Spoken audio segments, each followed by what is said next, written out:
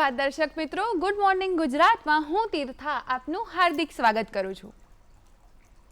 શું તમને નોટિસ થયું? વહેલી સવારે સરસ મજાનો ચાનો કપ લઈને બેઠા છો, સરસ મજાનો ટેલિવિઝન પ્રોગ્રામ જુઓ છો, તો તમને એ રિયલાઇઝ થયું કે આ મોમેન્ટ જે તમે અત્યારે જીવી રહ્યા છો એ કેટલી શાંત છે, કેટલી સરસ છે, એમાં એક અલગ પ્રકારની મજા છે. એ તમને રિયલાઇઝ થયું? ના. આઈ નો, મને પણ ક્યારેક ક્યારેક એવું જ થતું હોય છે. અત્યારની લાઈફ જ આપણી એવી થઈ ગઈ છે, એટલી ફાસ્ટ લાઈફ છે, એટલા બધા ટેન્શન હોય છે, ડેડલાઇન્સ, મીટઅપ્સ અને તમારી EMIs હોય ને દરેક પ્રકારના જે લોડ સાથે આપણે બધા જીવતા હોઈએ છીએ ને, કે આવી ઝીણી ઝીણી વસ્તુઓને આપણે રેકગ્નાઇઝ જ નથી કરતા, આને નોટિસ જ નથી કરતા. વેલ, પણ એવું કહેવાય છે કે તમે જ્યારથી આવી ઝીણી ઝીણી સિમ્પલ મોમેન્ટ્સને નોટિસ કરતા થશો, એને સેલિબ્રેટ કરતા થશો, તો તમે લાઈફને સાચી રીતના જીવી શકો છો. અને આના માટે તમારે કંઈ ખાસ મોટી વસ્તુ કરવાની જરૂર નથી, બસ ખાલી એક વિઝન અને એક પરસેપ્શન રાખવાની જરૂર છે. હવે વિઝનની વાત કરીએ તો એવું નહીં કે તમારે અલગ રીતના જોવાની જરૂર છે, બસ ખાલી એક અવેરનેસ સાથે જોવાની જરૂર છે. આસપાસ જે પણ થઈ રહ્યું છે એને એક સજાગતા સાથે જોઈએ કે આહા, કેટલો સરસ મજાનો દિવસ છે આજે, કેટલી સરસ મજાની ચા હું પી રહી છું આજે, કેટલો સરસ મજાનો દિવસ આપણો થવાનો છે. અને ઝીણી ઝીણી વસ્તુઓ, સુંદરતા, આજે તમારી બાલ્કનીમાં કે ગાર્ડનમાં કશે કંઈક ફૂલ ખીલ્યું છે, તમે આજે સૂર્યોદય થતા જોયો છે, તો આ ઝીણી ઝીણી વસ્તુઓ છે એ દરેક વસ્તુઓ આપણને એક ઝીણો, નાનકડો પણ ડેપ્થવાળો એક મિનિંગ આપે છે, એક મેસેજ આપે છે. અને આ મેસેજ આપણે સાંભળવાનો જરૂરી છે. આ એક પરસેપ્શન, આ દૃષ્ટિકોણ લાવવો હોય જો તમારે તમારામાં, તો એના માટે પણ એક નાનકડી ટીપ છે જે હું તમને કહી શકું. તમારા બધાના પાસે ફોન હશે અને એ ફોનમાં એક કેમેરા હશે. તો જો તમે આવી ઝીણી ઝીણી વસ્તુઓ, સિમ્પલ પ્લેઝર્સને અગર તમે કેપ્ચર કરવાનો જો ટેવ તમે પાડશો, તો ધીરે ધીરે તમે નાની નાની વસ્તુઓને સેલિબ્રેટ કરતા શીખી જશો. અને આ પ્રમાણે તમારું વિઝન અને પરસેપ્શન એ પ્રકારે કેળવાશે કે તમે વધારે સજાગ, વધારે અવેર અને કદાચ થોડાક વધારે ખુશ જીવી શકશો. વેલ, આ પ્રકારનું પરસેપ્શન જો તમે તમારા ફોનથી મેળવી શકો, તો વિચાર કરો કે એક ફોટોગ્રાફર હશે, એની પાસે કેટલું સરસ મજાનું વિઝન હશે, એની દૃષ્ટિ કેવી હોતી હશે. આજે આપણે જેમને મળવાના છે આ પણ એક સરસ મજાના ફોટોગ્રાફર છે. હું વાત કરું છું આદિત્ય રોયની, જેઓ ખાલી ફોટોગ્રાફર નથી, હા બાય ધ વે, એ ચેન્જ મેકર છે, રિસર્ચર છે, નેચર લવર છે.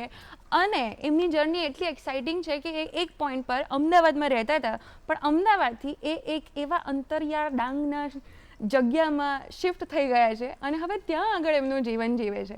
બહુ જ એક્સાઇટિંગ જર્ની છે એમની. તો ચાલો એમનું સ્વાગત કરીએ અને એમની સાથેની આપણી વાતચીત શરૂ કરીએ.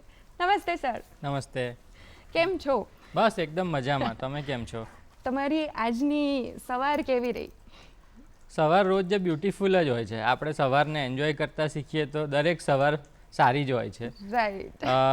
સવારે મેં બહુ સરસ સનરાઈઝ જોયો અને સનરાઈઝની સામેથી કંઈક નાના નાના બર્ડ્સ ઉડીને જતા હતા. તો મારી પાસે કેમેરા તો હતો નહીં, પણ ફોન હતો, તો એમાં મેં એક સરસ એ દ્રશ્યને કેપ્ચર કર્યું અને સારી કોફી પીધી અને પછી સ્ટુડિયોમાં આવે છે. વાવ, કેટલું સરસ.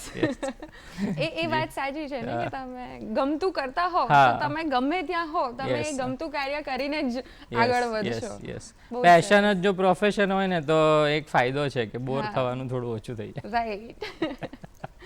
મને ખૂબ ગમ્યું અને અમને ગમ્યું કે તમે ઓલરેડી એક ક્લિક કરીને પછી અહીંયા આગળ આવ્યા છો. હવે આપણા પ્રોગ્રામમાં પણ તમે આવ્યા છો અને અહીંયા આગળ અમુક બીજી મેમોરેબલ મેન્ટલ પિક્ચર આપણે લેતા રહીશું તમારી વાતચીત દ્વારા. તો સૌથી પહેલાં જે તમને નેચર ફોટોગ્રાફી કરો છો, વાઇલ્ડ લાઈફ ફોટોગ્રાફી કરો છો, તો સૌથી પહેલાં ફોટોગ્રાફી કરવી છે, ફોટોગ્રાફી ગમે છે, એ વિચાર ક્યાંથી આવ્યો? ફોટોગ્રાફી ગમવા કરતાં મને નેચર વધારે ગમે છે.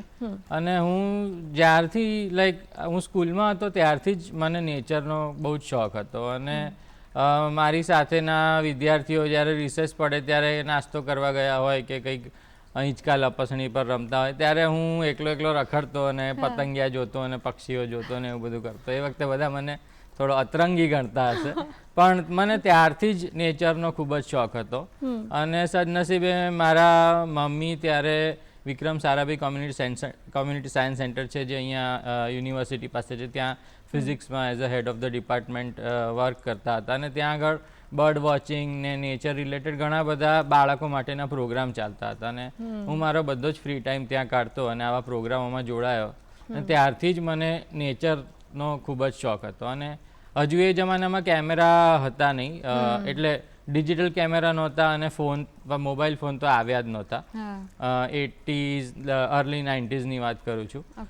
સો એ વખતે તો થોડું પેઇન્ટિંગ ને એવું બધું અને બાકી બુક્સ વાંચવાની, બર્ડ્સ વિશે જાણવાનું, આવું બધું ધીમે ધીમે કરતાં કરતાં શોખ વધતો ગયો. અને મારા નાના એક કેમેરા એ વખતે લંડન ફરવા ગયા હતા, ત્યાંથી રીલવાળો કેમેરા લાવેલા જેમાં ફક્ત 35 જ ફોટા પડે અને પછી એને ધોવડાવવા પડે અને પછી ધોવાઈને આવે ત્યારે ખબર પડે કે સારા પડ્યા છે કે ખરાબ પડ્યા છે. પણ એમાંથી મેં ધીરે ધીરે શરૂઆત કરી. અને ત્યાર પછી 2005 કે 6 એક્ઝેક્ટ 5-6ની આસપાસ મેં પહેલો ડિજિટલ કેમેરા લીધો. અને મોસ્ટલી એ વખતે મેં બર્ડ્સ ફોટોગ્રાફી વધારે શોખ હતો, એટલે બર્ડ્સ નહીં કરતો હતો. પણ ધીમે ધીમે પછી લેન્ડસ્કેપ છે, ઇન્સેક્ટ્સ છે, ઘણા બધા ફિલ્ડમાં નેચર રિલેટેડ બધું જ મને કેપ્ચર કરવાનો શોખ છે. અને બેઝિકલી ફોટોગ્રાફી શોખ નથી, ફોટોગ્રાફી ઇઝ અ મીન્સ, કે ફોટોગ્રાફી એ માધ્યમ છે જેનાથી હું મારો નેચર પ્રત્યેનો જે પ્રેમ છે અથવા તો જે મને જિજ્ઞાસા છે નેચરને જોવાની, અથવા તો જે હું કોઈને બતાડવા માંગુ છું એ હું બતાડી શકું છું. એટલે ફોટોગ્રાફી તો ટૂલ છે, શોખ મને નેચરનો છે. વાવ, બહુ જ સરસ આઈડિયા. અને આ નેચરનો જે તમારો લવ છે, તમે કીધું કે શરૂઆત 2000 પછીથી કરી, ડિજિટલ કેમેરામાં પણ કોઈક ફોટોઝ લીધા હતા, તો બર્ડ વોચિંગ કરવા તમે ગયા હતા. તો ફર્સ્ટ એવો બર્ડ વોચિંગ એક્સપિરિયન્સ અથવા ફર્સ્ટ ફોટોગ્રાફનો એક્સપિરિયન્સ એ કદાચ યાદગાર હોય તો તમને યાદ છે? યસ, મને બર્ડ વોચિંગનો શોખ તો મેં જેમ કીધું સ્કૂલ ટાઈમથી જ હતો. અને સૌથી પહેલાં મેં બર્ડ વોચિંગ કરવાની શરૂઆત અમદાવાદ યુનિવર્સિટીના કેમ્પસથી જ કરી. અને એ વખતે મને ખબર નહોતી અને કદાચ ઘણાને નહીં, આજે પણ નહીં ખબર હોય કે અમદાવાદની અંદર જ 150 જાતના પક્ષીઓ જોવા મળે છે. યુનિવર્સિટી કેમ્પસમાં અમે લોકોએ 120 સ્પીસીસના બર્ડ્સ જોયા હતા, which was an eye opening for me, કે આટલા બધા પક્ષીઓ જો ખાલી અમદાવાદ જેવા શહેરમાં હોઈ શકે તો એ કેટલી બધી વિવિધતાભરી દુનિયા છે. અને એમાં ડિટેલમાં ઉતરવું એ મને ત્યારે જ એમ થયું કે આટલા બધા બર્ડ્સ જો આપણા બેકયાર્ડમાં જોઈ શકે તો આપણે ફોરેસ્ટમાં કે અલગ અલગ હેબિટેટમાં તો કેટલા બધા બર્ડ્સ હોય. એટલે એ એક મારા માટે બહુ જ ઇમ્પોર્ટન્ટ એ હતું, માઇલસ્ટોન હતું. અને ફોટોગ્રાફી, મેં ડિજિટલ ફોટોગ્રાફીની શરૂઆત કરી ત્યારે પણ હું જ્યારે આસપાસના એરિયા, હું અહીંયા IIM પાસે જ રહેતો હતો, એટલે અટીરામાં અથવા તો યુનિવર્સિટીમાં કેમેરા લઈને ચાલવા જાઉં.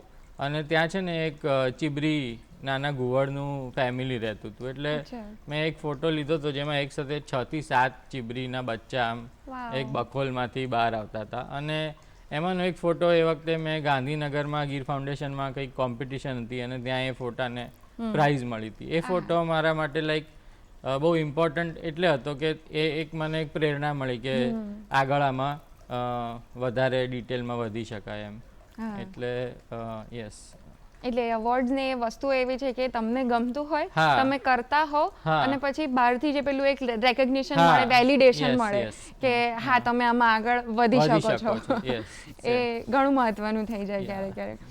અને તમે કહ્યું કે બર્ડ વોચિંગથી શરૂઆત થયેલી અને પછી તમે ફોટોગ્રાફીમાં આવ્યા, તો તમારો જે પરસેપ્શન હતો, પહેલા બર્ડ વોચિંગમાં તમે દૂરબીન લઈને જાઓ અને મોટિવ એ જ હોય કે તમે સ્પોટ કરો અને એમને જોયા રાખો અને પછી એ થોડીક વાર રહીને ઉડી જાય. અને ફોટોગ્રાફીમાં આખું પરસેપ્શન એક અલગ જોઈએ ને કદાચ, કે એ ત્યાં છે, તમે ત્યાં જાઓ છો, તમારે તરત ક્લિક કરવાનું છે અને પછી નહીંતર એ ઉડી જશે, એટલે કદાચ પ્રેશર પણ આવી જાય. હા, આવી શકે. ફોટોગ્રાફી ઘણી બધી રીતના થતી હોય છે. એટલે જેમ તમે કીધું બર્ડ વોચિંગમાં તમે બર્ડને જુઓ છો, એને ઓબ્ઝર્વ કરો છો. હું માનું છું કે ફોટોગ્રાફીમાં પણ એવું કરી શકાય. અને તરત ક્લિક કરવાથી તમને, એટલે ઘણી બધા લોકો એમ કે મારે એકદમ ક્લોઝઅપ ફોટો જોઈએ છે, એકદમ શાર્પ ફોટો જોઈએ છે, which is one type of photography. પણ એક બહુ ઇમ્પોર્ટન્ટ છે જે આજના જમાનામાં ઘણી જરૂરી છે, ઇઝ બિહેવિયરલ ફોટોગ્રાફી. કે તમે બર્ડને ઓબ્ઝર્વ કરો છો કે કોઈ પણ પશુ પક્ષી ફૂલ અને એની જે નેચરલ કોઈક પ્રોસેસીસ છે, જે એની એક્ટિવિટીઝ છે કે જે એની કોઈક વિશેષતા છે, એને તમે કેપ્ચર કરો. એના માટે તમારે ટાઈમ આપવો બહુ જરૂરી છે, પેશન્સ. તમે ત્યાં જાઓ ને કદાચ એ એક્ટિવિટી ના બી થતી હોય તો તમારે વેઇટ કરવું પડે, 1-2 વખત જવું પડે. જેમ કે એક બહુ જ રેર પક્ષી છે ખડમોર કરીને, ગુજરાતમાં દેખાય છે, લેસર ફ્લોરિકન કહેવાય છે. હવે એ પક્ષી 12 મહિના હોય છે પણ ચોમાસા દરમિયાન જ વધારે એક્ટિવ હોય છે. અને એમાં એનું જ્યારે પ્રજનન ઋતુ હોય ત્યારે મેલ્સ ઘાસમાંથી કૂદકા મારે એમ હવામાં 10-10 મીટર ઉપર કૂદે અને આમ ડિસ્પ્લે કરે. તમારે એવી જે મોમેન્ટ્સ છે કેપ્ચર કરવી હોય તો ઘણો ટાઈમ આપવો પડે. બહુ જ શાય બર્ડ છે એટલે તમારે વેઇટ કરવું પડે, પર્ટિક્યુલર ટાઈમે પર્ટિક્યુલર જગ્યાએ જવું પડે.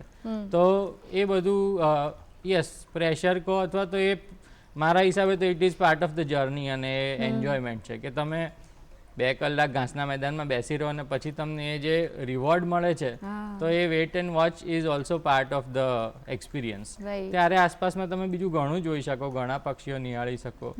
એટલે I always love to B in nature. મને ક્યારે એવું નથી લાગતું કે બોર થઈ ગયું. એટલે હું એ પૂછવાની હતી કે પેશન્સ એક પ્રકારનું કદાચ શીખવતું હશે પણ તમને ગમે જ છે તો આઈ ડોન્ટ થિંક કે નહીં ગમે છે. અને ઘણા જો એ તમે કરશો ને તો ઘણા લોકોને પેશન્સ એમાં વધી પણ, એટલે means it is also a way, it is like meditation કે તમે નેચરમાં બેઠા છો, તમે ઘણી જ બધી વસ્તુઓ એન્જોય કરી શકો. પક્ષીઓના અવાજ છે કે નાના ઇન્સેક્ટ છે, ફ્લાવર્સ છે, એક ખાલી ફૂલની આસપાસ નાની કીડીઓ ફરતી હોય એ પણ કેટલી ટાઈપની એક્ટિવિટી કરતી હોય છે. તમે જો એને માઇક્રો ઓબ્ઝર્વેશન કરો તો સમય ક્યાં પસાર થઈ જાય છે ખબર નથી પડતી. એક સ્ટિલનેસ કદાચ જે હોય નેચરની, જે છે, જે શાંતિ છે પણ શક્તિ છે, એ તમને અનુભવવા મળે કદાચ એના કારણે. તો તમારે એવી કોઈ ખાસ મેમરી છે અત્યારે કે એ એક પ્રકાર એ ટાઈમે એ જે સ્થિરતા હતી જે એ પલમાં એ તમને યાદ રહી ગઈ હોય કે કંઈક એકદમ માઇન્યુટ વસ્તુ તમે ઓબ્ઝર્વ કરી હોય? એવા તો ઘણા ઇન્સિડન્ટ છે પણ લાઈક મને નેચરમાં કંઈ નહીં કરીને પણ ઘણી વાર ટાઈમ સ્પેન્ડ કરવો ગમતો હોય છે. એટલે હું as part of my work આખો 1 મહિનો મનાલીમાં રોકાતો હતો. અમે છોકરાઓનું એજ્યુકેશન પ્રોગ્રામ કરતા હતા, નેચર એજ્યુકેશન પ્રોગ્રામ. તો રોજ સાંજે બધી લાઈક આટલા 100 છોકરાઓ હોય એટલે બહુ ધમાલ ચાલતી હોય તો હું રોજ સાંજે જઈને 1 કલાક બિયાસ નદીમાં પગ બોળીને ખાલી બેસી રહેતો અને આસપાસ બર્ડ્સ ને બધું એન્જોય કરતો. કોઈ મ્યુઝિક નહીં, કોઈ ફોન નહીં. અને ડેલી એ કરવાની એટલી મજા આવતી હતી કે આખા દિવસનો જેટલો બી થાક હોય એ બધો ઉતરી જતો. એટલે એક મારા માટે એ પાર્ટ ઓફ ડેલી લાઈફ હતું કે રોજ જવાનું, નદી ફ્રીઝિંગ કોલ્ડ વોટર હોય પણ એમાં પગ બોળીને બેસવાનું અને અડધો કલાક નેચરને એન્જોય કરવાનું. યસ. એટલે ત્યાંથી કદાચ લેન્ડસ્કેપમાં જે તમારું ટ્રાન્ઝિશન થયું કે પહેલા ખાલી એ વખતે ક્યાંકથી આવ્યું? હા હા, હિમાલયની અંદર મેં ઘણી લેન્ડસ્કેપ ફોટોગ્રાફી કરી છે અને ઇટ ઇઝ અ વેરી એક એવી એટ્રેક્શન છે મને કે દર વર્ષે એવું તો હોય જ કે એક વખત હિમાલયના કોઈક પાર્ટમાં તો જવું જ છે. દર વખતે ફરીને ફરી ખેંચે છે. કોઈ એવું ફેવરેટ સ્પોટ છે તમારું કે જે વારંવાર તમે ગયા હો મેક્સિમમ ટાઈમ? ના, ફેવરિટ સ્પોટ કરતાં અમે દર વર્ષે હિમાલયના અલગ અલગ પાર્ટ્સમાં જઈએ છીએ. અને ઘણી વખત મને ને મારા વાઈફને ને મારા ફ્રેન્ડને અમને ડ્રાઈવ કરીને જવાનો બહુ જ શોખ છે. એટલે એક વેકેશન અમે અમદાવાદથી એક વખત ડ્રાઈવ કરીને લદ્દાખ સુધી ગયા છીએ, એક વખત ડ્રાઈવ કરીને 2-3 વખત હિમાચલ ગયા છીએ, અમદાવાદથી ડ્રાઈવ કરીને આખું ભૂટાન સુધી ડ્રાઈવ કરીને ભૂટાન ફર્યા છીએ.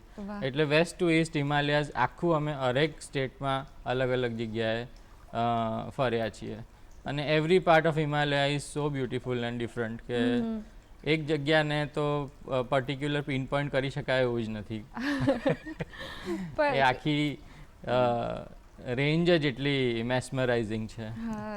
હું એ જ પૂછવાની હતી કે તમે ટ્રાવેલ કરીને ગયા હો, જાતે તમે ગયા હો બાય કાર કે એવી રીતના, તો એ જર્ની કેવી રીતના સફળ થાય? વોટ ઇઝ મોટિવ અને એમાં માઇન્ડસેટ શું રાખવાનું જો કોઈ આવું કંઈ કરવું હોય? જર્નીની જ મજા છે ખરેખર. ડેસ્ટિનેશન કરતાં જર્નીની વધારે મજા છે હંમેશા. કોઈ પણ ફોટોગ્રાફીમાં પણ જર્નીની વધારે મજા છે. એ ફોટાને અચીવ કરવા માટે તમે જે મહેનત કરો છો કે જે તમારે એના માટે ટાઈમ આપવો પડે, સ્ટ્રગલ કરવી પડે. અને જર્ની અમે અહીંથી ફરવા જઈએ, જેમ કે માનો કે ભૂટાન ગયા તો તમે રસ્તામાં વચ્ચે હરેક દિવસે કંઈક ને કંઈક જોયું છે. અહીંથી ખજુરાહોના મંદિર જોયા, કે ભીમબેટકાની ગુફાઓ જોઈએ, કે બાંધવગઢ ટાઈગર રિઝર્વ જોયું, બનારસ જોયું, બોધ ગયા જોયું, અને છેલ્લે ભૂટાન. એટલે હિન્દુસ્તાનના હરેક સ્ટેટમાં એટલી બધી વસ્તુઓ છે જોવાલાયક. તમને વાઇલ્ડ લાઈફમાં રસ હોય તો wild life, history, culture, food, કે આઈ થિંક આટલો ડાયવર્સ કન્ટ્રી. મેં અમેરિકા ઈસ્ટ ટુ વેસ્ટ ફર્યું છે, યુકે ફર્યું છે, પણ ઇન્ડિયા જેટલું ડાયવર્સિટી ઓફ કલ્ચર, નેચર ક્યાંય મેં જોયું નથી. અને એની એક અલગ મજા છે ફરવાની. અને જેટલું ફરી શકાય એટલું ફરવું જોઈએ, હું તો માનું છું.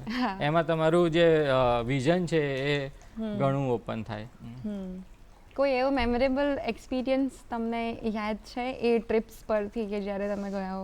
યસ, આપણે ફોટોગ્રાફીની જ વાત કરીએ છીએ તો એક એક્સપિરિયન્સ કહું કે અમે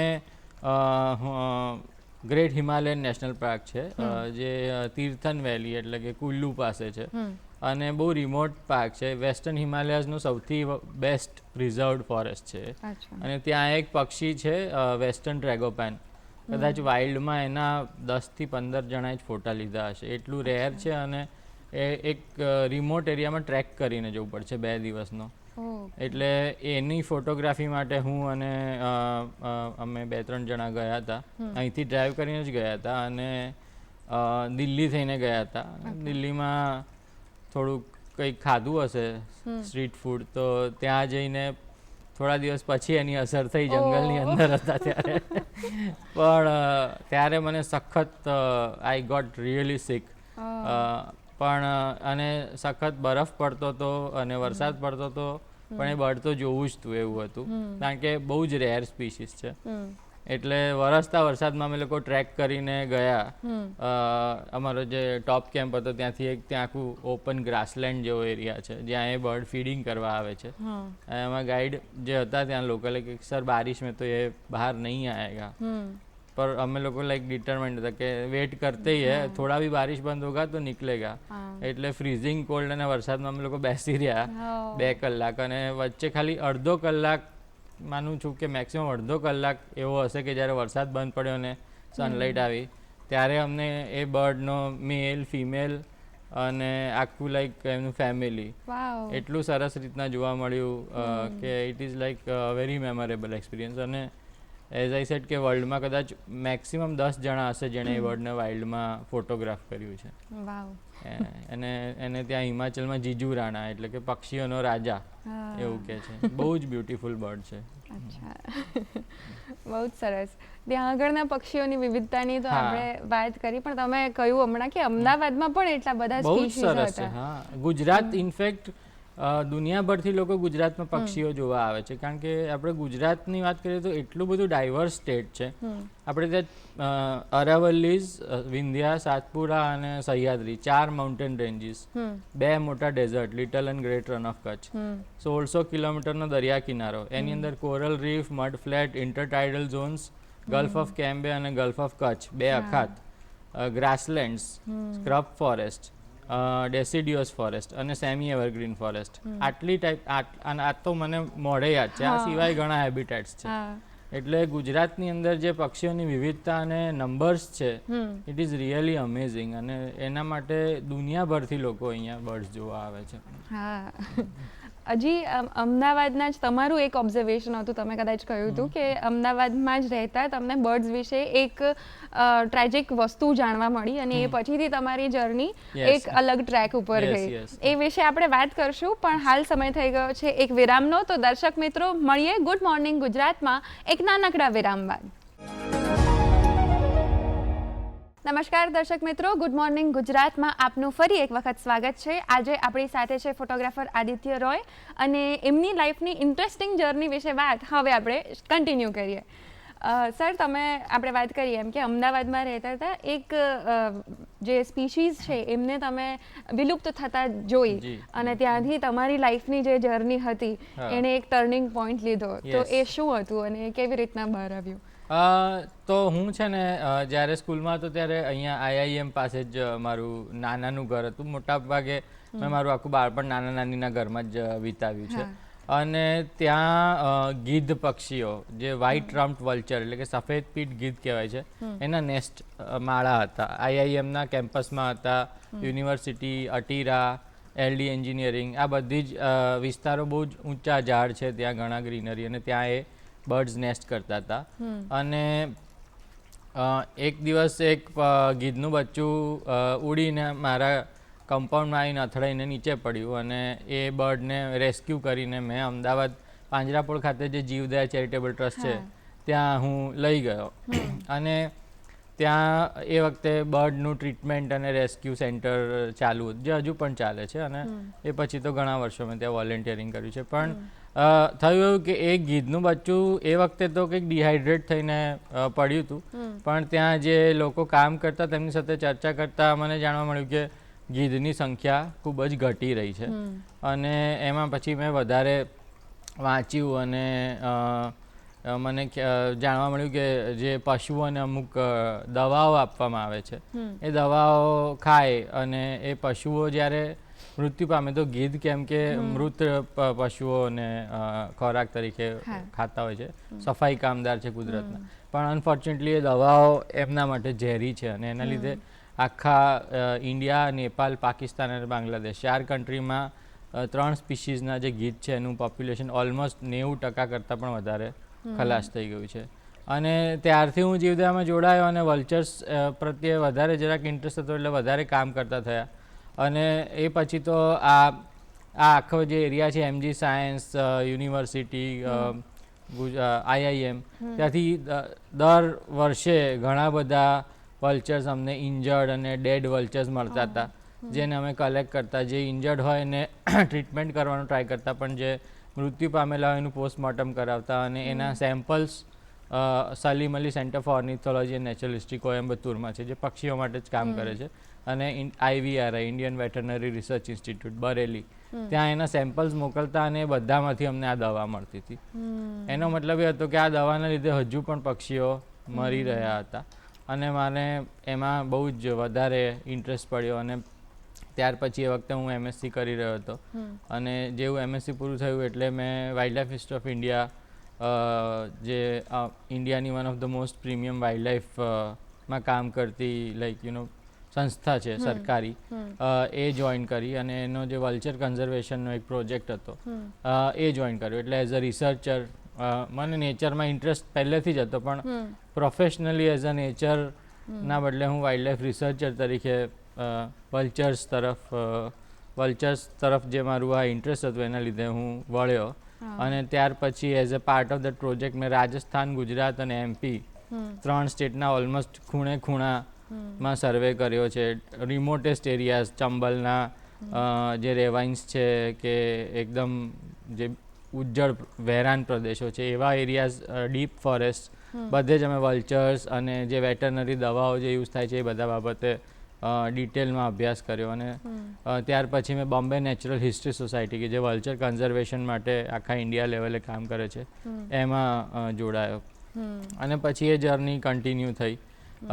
પછી મેં એઝ અ PhD સ્ટુડન્ટ સેકોન સાથે, અને આ જેટલા પણ ડેડ વલ્ચર્સ અમને મળતા હતા, સેન્ટ્રલ ગુજરાત મારો સ્ટડી એરિયા હતો, એટલે 6-7 વર્ષ સુધી મેં અમદાવાદ, સુરેન્દ્રનગર, મહેસાણા અને આસપાસના જે 3-4 ડિસ્ટ્રિક્ટ્સ છે બીજા, એમાં જેટલા વલ્ચરના નેસ્ટિંગ કોલોની છે એનું મોનિટરિંગ કર્યું. ત્યાંથી જેટલા પણ મૃતદેહો મળતા હતા એનું એનાલિસિસ કર્યું. અને ફક્ત રિસર્ચ જ નહીં, આ ના થાય એના માટે અમે લોકોએ બહુ જ અવેરનેસ પ્રોગ્રામો કર્યા છે. ગામડે ગામડે અમે રાત્રે પિક્ચરો બતાડતા હતા વલ્ચર અવેરનેસ માટેના ગુજરાતીમાં. વેટરનરી ડૉક્ટર્સ સાથે ઘણી મિટિંગો કરી છે. પાંજરાપોળ કે જ્યાં ઢોર ઘણા મરી જતા હોય, જ્યાં વલ્ચર ખાવા આવતા હોય, ત્યાં દવાઓ ના વપરાય. આ દવાના બદલે જે સેફ દવા છે એ લોકોને સબસિડાઇઝ રેટ પર મળી રહે, એના માટે ઘણા બધા પ્રોજેક્ટ્સ અને અવેરનેસ પ્રોગ્રામ્સને કામ કર્યું. એટલે એક કન્ઝર્વેશનમાં જવાનું મારું જે મેઇન ડ્રાઇવિંગ ફોર્સ છે એ ગીધ પક્ષીઓ છે. અને પછી ખાસા તમે કીધું એ પ્રમાણે રિફોર્મ્સ પણ લાવ્યા છે. અને ઘણા પેપર્સ પણ મેં પબ્લિશ કર્યા છે. જે 1-2 પેપર્સ જે અમે અમુક દવાઓ પર પબ્લિશ કર્યા, એના લીધે નેશનલ લેવલ પર દવા બેન પણ થઈ છે. અને ઘણા બધા લોકો સાથે મળીને અમે ગુજરાતમાં ગીધની સંખ્યા ઘટે નહીં એના માટે જે પણ અવેરનેસ કન્ઝર્વેશન રિલેટેડ એક્ટિવિટી કરી શકાય એ હજુ પણ કરીએ છીએ. અને અમદાવાદથી જે તમે પછી ડાંગના અંતરિયાળ વિસ્તારમાં જવું છે એનો વિચાર ક્યાંથી આવ્યો? એ એક ફોટોગ્રાફર તરીકે કે રિસર્ચર તરીકે એનો મોટિવ શું હતો? એનો મોટિવ નેચર લવર તો ખરા જ, અને બીજું એવું છે કે મારા મધર ડાંગમાં ઘણા વર્ષોથી અમુક આદિવાસી જૂથો સાથે કામ કરતા હતા એમના લાઇવલીહુડ માટે. ખાસ કરીને કોટવાળિયા સમાજ છે જે લોકો બાંબુમાંથી બાસ્કેટ્સ ને એવું બનાવતા હોય છે, પણ બિકોઝ ઓફ પ્લાસ્ટિકની પ્રોડક્ટ્સ એમની એ રોજીરોટી છીનવાઈ ગઈ છે અને એના લીધે એ લોકો ક્યાંય બી મજૂરી કરવા જતા હોય છે. એમની એ સ્કિલ સચવાઈ રહે અને છતાં પણ સારી રોજીરોટી મળે એના માટે મારા મમ્મી ઘણા વર્ષોથી ત્યાં એક બાંબુ ટ્રેનિંગ સેન્ટર ચલાવે છે અને એ લોકો એમાંથી સારી પ્રોડક્ટ્સ બનાવીને કેવી રીતના એ લોકોને વેચી શકાય એના માટે ટ્રેનિંગ આપે છે. તો એના એ સંદર્ભમાં ઘણી વખત ડાંગ જવાનું થતું એમની સાથે કે ફરવા માટે એમ. પણ ડાંગ બહુ જ બ્યુટિફુલ એરિયા છે અને ગુજરાતનો આટલો ડેન્સ ફોરેસ્ટેડ એરિયા આખા ગુજરાતમાં ડાંગ જેટલો ક્યાંય નથી. અને એ જગ્યા સાથે એટલું બધું આમ લગાવ થઈ ગયો કે અમને બહુ જ એવું હતું કે બસ રહેવા તો ડાંગ જ જવું છે. એટલે ઘણો ટાઈમ સુધી અમે કોઈ એવી જગ્યા ગોતી રહ્યા હતા કે જ્યાં રહેવા માટે જગ્યા લઈ શકાય, નાનું મકાન કરી શકાય. અને બિકોઝ અમે ટુરિઝમમાં પણ ઇન્વોલ્વ છીએ એટલે ત્યાં એક નાનકડું હોમસ્ટે જેવું કરવાનો વિચાર હતો કે જેથી બીજા લોકો પણ જે આવે તો એ ડાંગની જે રિયલ બ્યુટી છે ત્યાંનું કલ્ચર, અને ત્યાં પણ ઘણા બર્ડ્સ છે અને સ્પેશિયલી ત્યાં એક બર્ડ છે ડાંગી ચીબરી કહેવાય છે, ફોરેસ્ટ આઉલેટ, જે 100 વર્ષથી પણ વધારે સમય સુધી વિલુપ્ત થયેલું માનવામાં આવતું હતું અને પછી રીડિસ્કવર થયું છે. અને એનું સૌથી સારું પોપ્યુલેશન ડાંગમાં છે એટલે ઘણા લોકો એ જોવા માટે પણ ત્યાં આવે છે. એટલે એ એક સરસ નદી કિનારે નાનકડી જગ્યા અમને મળી અને પછી એમાં અમે એક નાનું ઘર અને હોમસ્ટે જેવું બનાવ્યું છે જેમાં લોકો ફરવા આવી શકે અને અમે પણ ત્યાં રહીએ છીએ. એટલે અમદાવાદમાં ઘર છે પણ જરૂર ના હોય ત્યાં સુધી અમદાવાદ આવતા નથી હવે. ત્યાં ચોખ્ખી હવા, પાણી, ઓર્ગેનિક ફૂડ ચોખ્ખું, અને અમે જાતે પણ ઘણું બધું ઉગાડીએ છીએ. ડેલી યુઝ માટેના ઘણા બધા વેજીટેબલ્સ જાતે ઉગાડીએ છીએ, રીંગણા, ટમેટા, મરચા, ભીંડા, અને જાતે જ એમાંથી જ ફૂડ બની. એટલે થોડું સેલ્ફ સસ્ટેન લાઈફસ્ટાઈલ અમને વી ઓલવેઝ વોન્ટેડ ટુ, એવું ઈચ્છા હતી તો ધીમે ધીમે કરીએ છીએ. તો as a researcher, as a conservationist અને ફોટોગ્રાફર, દરેક તમારા જે પાસા છે એ તમારી દરેક સેલ્ફને સેટિસ્ફેક્શન ત્યાં આગળ કદાચ મળી શકતું હશે. ડેફિનેટલી. અમદાવાદમાં ક્યારેક ટ્રેપ્ડ ફીલ થાય છે હવે, એટલો બધો ટ્રાફિક, ધુમાડો ધીમે ધીમે વધતું જાય છે કે ત્યાં રોજ સવારે ઉઠીએ તો પાછળ નદી છે, પહાડો છે, ખુલ્લી જગ્યા છે જ્યાં કંઈ ખેતી કરી શકીએ, નાનું ઉગાડી શકીએ. અમારી જે ત્યાં જે હોમસ્ટે છે ત્યાં જ કેટલા બધા, લગભગ 60 થી 70 પ્રકારના પક્ષીઓ, 30 થી 40 જાતના પતંગિયા, અને અમે બધા જ પ્લાન્ટ્સ નેટિવ અને વાઇલ્ડ નેચરલ પ્લાન્ટ્સ રાખેલા છે. એટલે એટલા બધા બર્ડ્સ ત્યાં આવે છે એટલે બહુ મજા આવે છે ત્યાં રહેવાની. તો કોઈ ફોટોગ્રાફર હવે કોઈક નવું શીખતું હોય, કોઈને રસ ધરાવતું હોય, તો would it be a good advice for them કે તમે પણ આવા કોઈક અંતરિયાળ વિસ્તારમાં જાઓ, થોડોક નેચર સાથે ટાઈમ સ્પેન્ડ કરો તો યોગ્ય છે? બાકી સિટીમાં હવે એટલું નથી. ના, એવું નથી. સી, ફોટોગ્રાફી એટલે નેચર ડેફિનેટલી, જેટલું ઇન્ટિરિયર જશો એટલું નેચર વધારે સારું છે, પણ એનો મતલબ એવો નથી કે કોઈ બધા આવું કંઈ કરી નહીં શકે. એ બહુ પ્રેક્ટિકલ નથી. પણ જે લોકો અહીંયા રહેતા હોય, હવે અમદાવાદની આસપાસના વિસ્તારમાં પણ કેટલી બધી, જેમ કે થોળ છે, ગાંધીનગરનો આખો એરિયા છે, નળ સરોવર છે. અમદાવાદથી 40-45 કિલોમીટર, અડધો કલાકના ડ્રાઈવમાં, અને ઇવન અમદાવાદ સિટીમાં લો ગાર્ડનની અંદર રોજ સવારે તમને હોર્નબિલ દેખાય છે, ગ્રીન પિજિયન દેખાય છે, કેટલા બર્ડ્સ દેખાય છે. એટલે અમદાવાદમાં રહીને પણ નેચરને એન્જોય કરી શકાય, તમારા બેકયાર્ડમાં પણ કરી શકાય. નેચર બધે જ છે. નેચર ક્યાંય નથી એવું નથી. વચ્ચે લોકડાઉન હતું તો સીજી રોડ ઉપર પણ નીલગાય દોડતી હતી. એટલે નેચર તો છે જ, ખાલી તમારે એને જોતા શીખવું પડશે. અને એકવાર જોવાનું ચાલુ કરશો ને પછી બધે જ દેખાવા લાગશે. ડેફિનેટલી. ઘરની અંદર બી કરોળિયાનું જાળું હશે તેમાં કેટલી સ્પીસીસના કરોળિયા છે એવું ગણતા થઈ જશો બાવા પાડવાના બદલે. વાવ, આ બહુ જ સરસ તમે કહી રહ્યા છો ને, બધા અમે ઇમેજિન કરી રહ્યા છે કે હા આવું છે પણ એ યુઝ્યુઅલી નોટિસ ના થતું હોય. કીધું ને એના માટે એક પરસેપ્શન જોઈએ કે તમે રોજ જે જોતા હો તો તમારામાં એ પરસેપ્શન આવે. પરસેપ્શન તો ડેફિનેટલી બહુ જરૂરી છે જ ફોટોગ્રાફી માટે.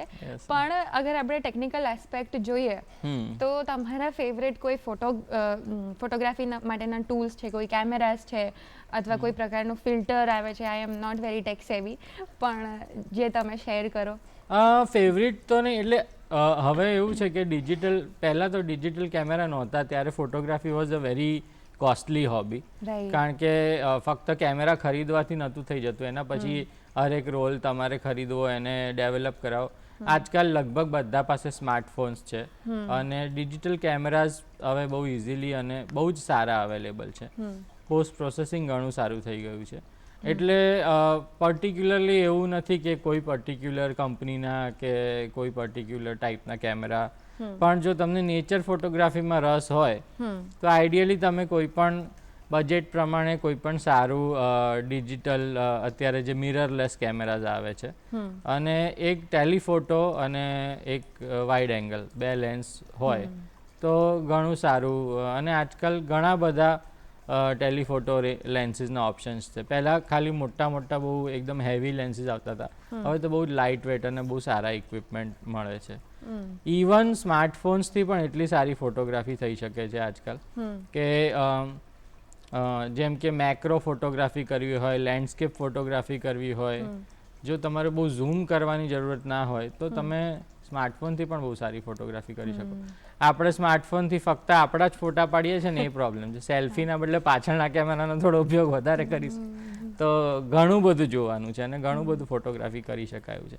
અને મોટા ભાગે છે ને ટેકનોલોજી ખરીદવા કરતાં એનો પ્રોપર ઉપયોગ કરવો બહુ જરૂરી છે. ઘણા બધા ફીચર્સ એવા છે હરેક કેમેરા અને સ્માર્ટફોનના જે આપણને પોતાને બી નથી ખબર હોતા કે અંદર આટલી બધી ઓપ્શન્સ છે. એટલે એનું મેન્યુઅલ વાંચો, એના વિશે થોડું વધારે સર્ચ કરો. યુટ્યુબ પર બહુ જ વિડીયોઝ અવેલેબલ છે, તો તમે કોઈ પણ ઇક્વિપમેન્ટનો ફૂલ યુઝ કરી શકશો. ટૂલ્સ પણ આપણી આજુબાજુ જ છે, જે રીતના નેચર આજુબાજુ છે. અને હવે તો ટેકનોલોજી અને ઇન્ફોર્મેશન એટલી અવેલેબલ છે કે પહેલાં તો બધું સર્ચ કરવું, વાંચવું પડતું હતું. હવે તો ઇન્ટરનેટ પર હરેક મોડલના કેમેરા કે ફોન વિશે એટલા બધા વિડીયોઝ છે કે તમે થોડું R&D કરશો ને તો એનો ઘણો જ સારો આઉટપુટ લઈ શકાશે. આપણે કાયમ એમ કે આ કેમેરા ભંગાર છે, પણ એવું નથી હોતું. આપણે એનો ઉપયોગ જ પૂરો નથી કરતા અને એ થોડું ફ્રેમિંગ વિશે શીખી શકીએ. કારણ કે ફક્ત ટેકનોલોજી જ જરૂરી નથી, સારું ફ્રેમિંગ કરવું. અને photography is all about story telling. It is not just still frame. એટલે તમારી અંદર શું એક્શન થઈ રહી છે, શું તમારો ફોટો શું કહી રહ્યો છે, એ પણ એટલું એ કદાચ મારા મતે તે વધારે જરૂરી છે. સારા ફોટા કરતાં એમાં સારી સ્ટોરી હોવી જરૂરી છે, તો એ ફોટાનું ઓટોમેટિક લોકોને ગમશે. કદાચ થોડો ટેકનિકલી પુઅર હશે ને તો પણ એમાં સારી સ્ટોરી હશે ને તો એ ફોટો વધારે આમ અપીલિંગ થશે, ગમશે લોકોને એની પાછળની સ્ટોરી. હા, એટલે તમે કહ્યું એ આટલી મને એ લાગે છે કે જેમ તમે કીધું nature is all around us, technology is also all around us. We just need to have that perception guys. આપણે એ નજરિયો કેળવવાની જરૂર છે કે આપણે બ્યુટી શોધી શકીએ છીએ આપણી આસપાસ દરેક વસ્તુઓમાં. તો થેન્ક યુ સો મચ. તમે કોઈક જો મેસેજ આપવા માંગી શકો એઝ અ કન્ઝર્વેશનિસ્ટ અને નેચર લવર, તો કઈ એવી વસ્તુ છે કે જે આજકાલ આપણે ભૂલી જ જઈએ છીએ નોન સ્ટોપ? કોઈને એ વસ્તુ યાદ નથી રહી, પણ એટલું જો આપણે કરશું તો આપણે નેચર કન્ઝર્વેશનમાં બહુ સારું યોગદાન કરશું. નાની વસ્તુ, જો બેસિક વસ્તુઓ છે, જેમ કે આપણે જોઈએ છે કે આપણી આસપાસ ઘણી જગ્યાએ ઘણો કચરો હોય છે કે કોઈ પ્લાસ્ટિક ફેંકેલું હોય છે કે તો at least as a self aware નાગરિકો તરીકે આપણે આપણી જવાબદારી જ નિભાવીએ તો આપણે સરકાર શું કરે છે કે બીજા લોકો શું કરે છે એના કરતાં આપણે શું કરીએ છીએ ને એ વધારે જરૂરી છે. આટલા 100 કરોડ લોકો જો પ્લાસ્ટિક ઉપાડવાનું ચાલુ કરી દેશે તો બી આપણું 90% પ્રોબ્લેમ સોલ્વ થઈ જશે એવું હું માનું છું કે Right. આપણે જે અને બીજું કે આપણે ઘણી બધી વસ્તુ હતી જે આપણે પહેલાં કરતા હતા જે હવે નથી કરતા કે આપણા ગ્રેન્ડ પેરેન્ટ્સ કપડાની થેલી લઈને શોપિંગ કરવા જતા હતા આપણે એકવાર શોપિંગ કરીને આવીએ એટલે 7-8 પ્લાસ્ટિકની થેલીઓ લઈને આવીએ છીએ અમે જ્યાં હવે ડાંગમાં જે અમે અમારા ઘરમાં હવે પ્લાસ્ટિકની થેલી વાપરવાની જ બંધ કરી દીધી છે અને અમારે ત્યાં જેટલા જણા કામ કરે છે બધાને કમ્પલસરી અમે ટેવ પાડી છે કે શાક લેવા જાઓ કે દૂધ લેવા જાઓ તો કપડાની થેલી લઈને જ જાઓ અને આપણે આવું નાનું નાનું કરીએ લાઇટ ચાલુ હોય તો લાઇટ બંધ કરી દઈએ તો પણ ઘણું કન્ઝર્વેશન કરી શકીએ એમ છીએ આપણે અને થોડું અવેરનેસ અને આપણે બીજા 4 જણાને થોડું સમજાવીએ જો કોઈ આવું કરતું હોય તો કહીએ તો I think that is more then enough thank you so much. આવી નાની નાની વસ્તુઓ Yes. કરવાથી જ એક Yes. મોટો બદલાવ Yes, આપણે બધા લાવી definitely. શકીશું. બહુ જ સરસ મેસેજ તમે આપ્યો, થેન્ક યુ. Thank you. પણ અમે આપણે હવે વાઇન્ડ અપ કરીએ એ પહેલાં એક નાનકડો રેપિડ ફાયર રાઉન્ડ બનાવ્યો છે. જરૂર. તો બહુ કંઈ વિચારવાનું તે તમને ફર્સ્ટ ઇન્સ્ટિંક્ટ આવે એ તમારે કહેવાનું છે એવું છે. તો સનરાઈઝ શોટ લેવાનો હોય ત્યારે ટ્રાયપોડ રેડી, કેમેરા રેડી કે પછી you have to take a breath first? Breath first. Wildlife ફોટોગ્રાફીમાં વધારે શું અગત્યનું છે, પેશન્સ કે instinct? Both. Okay. Perfect frame માટે would you wait for it કે would you take the risk? મને ખબર ના પડી એમાં એટલે કોઈ પરફેક્ટ ફ્રેમ સેટઅપ કરવી હોય, પરફેક્ટ હા. ફોટો લેવો હોય, એના માટે તમે રાહ જોશો હા. કે you would go for it કે લઈએ જ ના, લઈએ તરત? રાહ જોઈશ, રાહ જોશો. yes. ઓકે. એમ્પ્ટી સ્કાય હોય તો એ એક સેડનેસ છે કે એક સ્ટેટમેન્ટ છે?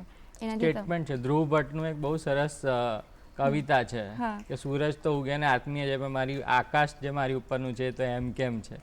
તમને કદાચ આખી ગુજરાતી કવિતા હા, સાંભળી હશે. હા. આકાશ તો સ્ટેટમેન્ટ છે. સ્ટેટમેન્ટ છે. ફોરેસ્ટ લાઇટ જે હોય એ મેજિક છે કે ચેલેન્જ છે? મેજિક. કરેક્ટ. પણ એ ફોટોગ્રાફ લેવા માટે ચેલેન્જ બને ને ક્યારેક, કારણ કે પેલી રેઝ વાળી આવે. હા, એ technically technically it is challenge but you believe that it is magic for you. Yes. Great. કેમેરાની વાત કરીએ તો સેટિંગ્સ ચેક પહેલાં કે પછી સીન જે ફીલ થતો હોય એ?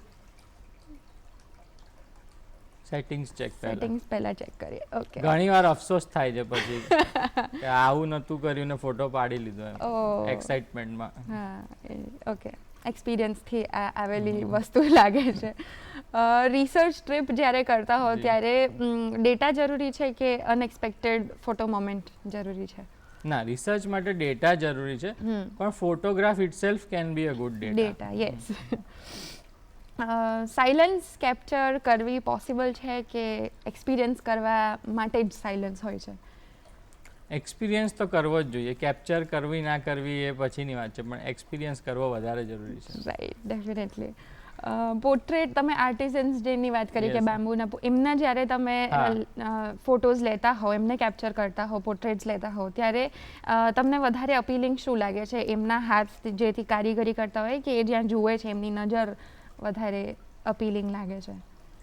ડિપેન્ડ્સ. ઘણીવાર પોર્ટ્રેટ્સમાં લાઈક ફેશિયલ ફીચર્સ છે કે કોઈ બહુ ઓલ્ડ એજ વ્યક્તિ છે જેના મોંમાં તમને એની એજ દેખાય છે અને જે લાઈફનો એક્સપિરિયન્સ છે એ ખાલી એની સ્કિન પરથી ખબર, તો એમાં ફેશિયલ ફીચર્સ. પણ sometimes I also like to take closeups of hands and activities like that. So it will depend subject to subject. Photo for conservation હોય ત્યારે એવિડન્સ લાગે કે એ ઇમોશન લાગે? વધારે શું મહત્વનું છે? ઇમોશન્સ. આ કન્ઝર્વેશન માટે લોકોને ઇમોશનલી ટચ કરવા બહુ જરૂરી છે હું માનું છું. કારણ કે એકવાર દિલથી થશે ને કે આ નથી કરવું તો લોકો નથી કરતા. રાઈટ, બહુ જરૂરી. સપોઝ એક દિવસ એવો હોય કે જ્યાં નો કેમેરા ડે હોય તમારા માટે, તો એ રેસ્ટફુલ લાગશે કે ઇનકમ્પ્લીટ લાગશે? Incomplete. Being a nature lover I thought restful લાગશે બટ ગુડ. પણ કેમેરા હોવાથી મને એવું નથી લાગતું ક્યારે સાચી લાગે. Right. One last shot before sunset હોય તો એ ટેકનિકલી પરફેક્ટ હોવો જોઈએ કે રો હોવો જોઈએ? રો ભલે ઝાંકો આવ્યો સહેજ પણ એવી રીતે પણ કેમ ઝાંખો આવે? Okay you will make it technically perfect and raw and real. હા, જો તમે સનસેટના ફોટા પાડવા ગયા જ છો તો તમને ખબર છે કે તમે સનસેટનો ફોટો પાડવાના છો, તો એટલું તો તમે પહેલેથી પ્રિપેર કરી જ શક્યું હશે. બિલકુલ બિલકુલ.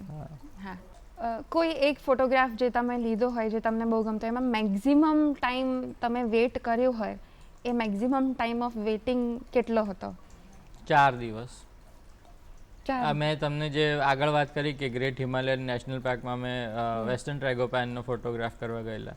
3 દિવસ કન્ટિન્યુઅસલી અમે એ જગ્યાએ જઈને બેઠા, પણ એ બર્ડ ના દેખાયું. ચોથા દિવસે જ્યારે ફૂલ વરસાદ હતો, જ્યારે અમને અમારા લોકલ ગાઈડે કીધું કે આજ તો નહીં દિખેગા સર, આજ જાને કા કોઈ મતલબ નહીં હે, તો એ જ દિવસે અમે ગયા તો બી અમે કીધું કે ના આજ જાતે હે, અને 15 મિનિટ વરસાદ બંધ થયો ત્યારે જ અમને એ બર્ડ દેખાયું ને એની ફોટોગ્રાફી કરી શક્યા. હા.